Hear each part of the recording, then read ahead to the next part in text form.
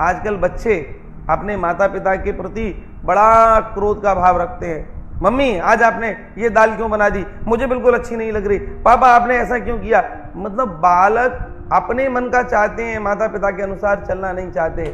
और क्षमा करें, माता पिता की भी दशा ऐसी है, वह कहते हैं क्या करें जी, बच्चों के हिसाब से चलना पड़ता है, बच्चे जैसा चाहें वैसा ही करना पड़ता है। खबरदार, ध्यान से समझ लीजिए, जो माता पिता बच्चों के अनुसार अगर अपना जीवन बना रहे हैं तो अपने आप को स्वयं नरक में झोंकने का काम कर रहे हैं। हमारा इतिहास बताता है, महाभारत में दुर्योधन के कहे अनुसार धृतराष्ट्र चले तो सारा कौरव वंश समाप्त हो गया। माता पिता के अनुगत्य में पुत्रों को पुत्रियों को चलना चाहिए। हालांकि आज के बालक इस बात को स्वीकार नहीं करते, मानते नहीं है। लेकिन मैं उन लोगों के लिए एक बात बताऊं।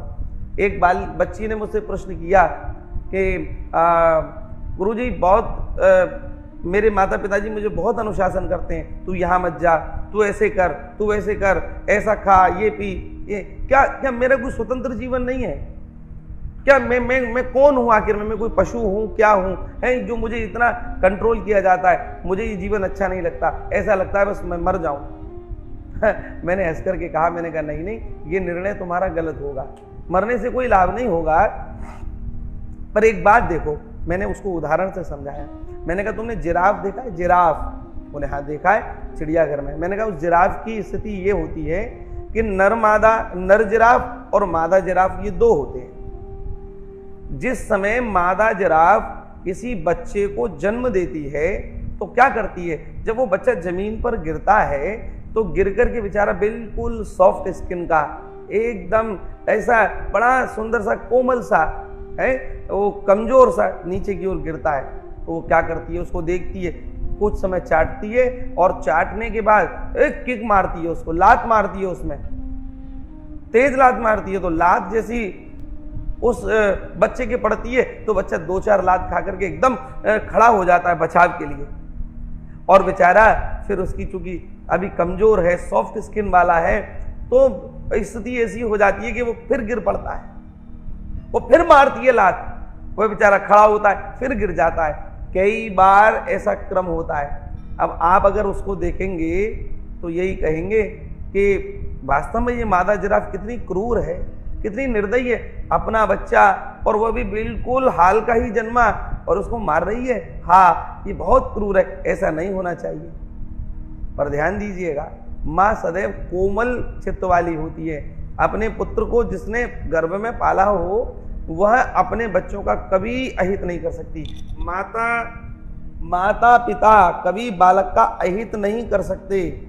वह किक क्यों मारती है, इसके पीछे की बात हमको समझनी पड़ेगी।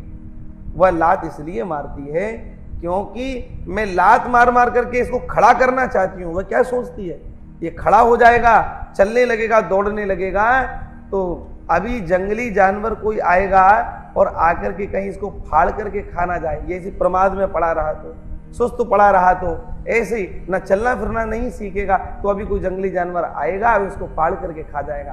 किक मारती है और मार करके उसको इतना तंदुरुस्त बना देती है, तात्पर्य इतना स्ट्रॉन्ग कर देती है कि वह जंगली जानवर के आने पर अपनी सुरक्षा भाग दौड़ करके स्वयं कर सके। इसका तात्पर्य क्या हुआ कि उस माँ का अनुशासन बालक की रक्षा के लिए था। इसी प्रकार बिल्कुल हमारे जीवन में भी हमारे माता पिता या हमारे गुरुजन हमको बार बार डांटते हैं, हमारे ऊपर अनुशासन करते हैं। इसका मुख्य कारण यही है कि वह हमारा हित जानते हैं। हमारा हित किसमें है, इसीलिए बिना विचारे माता पिता की बात को स्वीकार करना चाहिए, आज्ञा का पालन करना चाहिए। हाँ, माता पिता अगर किसी दूषित कार्य में लगाएं, गलत मार्ग की ओर जाने की सलाह प्रेरणा दें, तो वहां पर माता पिता की बात को बालक को नहीं मानना चाहिए। जो विवेक प्रधान बातें हों उन्हीं को ही स्वीकार करें।